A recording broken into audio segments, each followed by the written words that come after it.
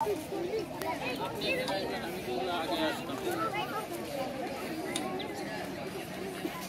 Long শটটাকে নিয়ে পেছন থেকে এসে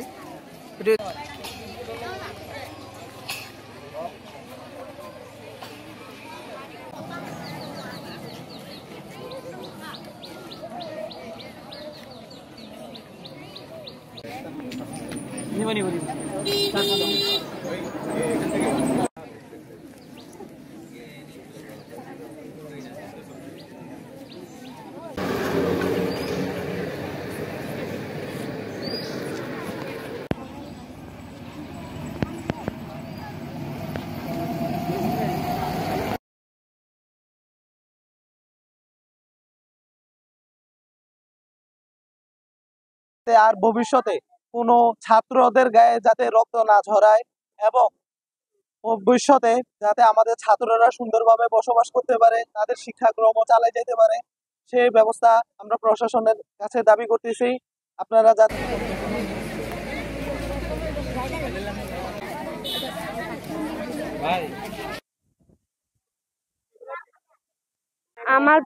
আমার ভাইয়ের হামলাকারীদের বিচার চাই, এটার যেন সুস্থ বিচার করে। শুধু দেখতেছি কাশেমের হাতের কল এইভাবে এইভাবে কথা আছে। এখন সাদেকটা যখন বাঁচাইতে গেছে আমার স্বামী, এখন আমার স্বামীর দিছে ফ্যাটে চুরি ঢুকাই। আমার স্বামীর যখন বাঁচাইতে গেছে আমার বোন, তখন আমার বোনের দিছে ফ্যাটে ঢুকাই। 3টা গায়ে দিছে আমার বোনেরই, আমার বাইরে 3টা গায়ে দিছে। যখন আমি আমার বোনের বাঁচাইতে গেছি তখন আমার ফ্যাটে দিছে গায়ে। এরপর আমার বোন ফুট সাইডে দাঁড়ায় দিছে।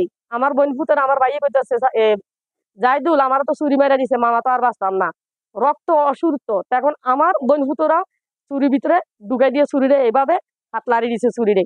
এখন আমরা অনেক শিক্ষিত। আমি গত 3/10/2024 রোজ বৃহস্পতিবার আনুমানিক 5টা থেকে 5:30টার মধ্যে আমার বিদ্যালয়ে অষ্টম শ্রেণীর ছাত্র মোহাম্মদ জাহিদুল ইসলাম আছে, সে একটি দুর্ঘটনা আক্রান্ত হয়ে সে মারাত্মকভাবে এখন বর্তমানে চট্টগ্রামে একটা ক্লিনিকে চিকিৎসা নিচ্ছে এবং মৃত্যুর সাথে পাঞ্জা হচ্ছে। আমি সৃষ্টিকর্তার প্রথমে দোয়া থাকছি উনি ওই যেন সুস্থ হয়ে আবার আমাদের মাঝে আমার এই বিদ্যালয় প্রাঙ্গণে আবার সে উপস্থিত হয় এবং তার লেখাপড়া চালিয়ে যেতে পারে, সৃষ্টিকর্তার সে দোয়া থাকছি। সাথে সাথে এই ঘটনার সাথে যারা জড়িত প্রকৃত অপরাধীকে সুষ্ঠু তদন্তের মাধ্যমে গ্রেফতার করে আওতায় এনে বিচার জন্য আমরা সকল শিক্ষক এবং আমার ছাত্রছাত্রী এবং আমি সবার কাছে সবাই আমরা এই সুষ্ঠু বিচার হোক এই দাবি করছি।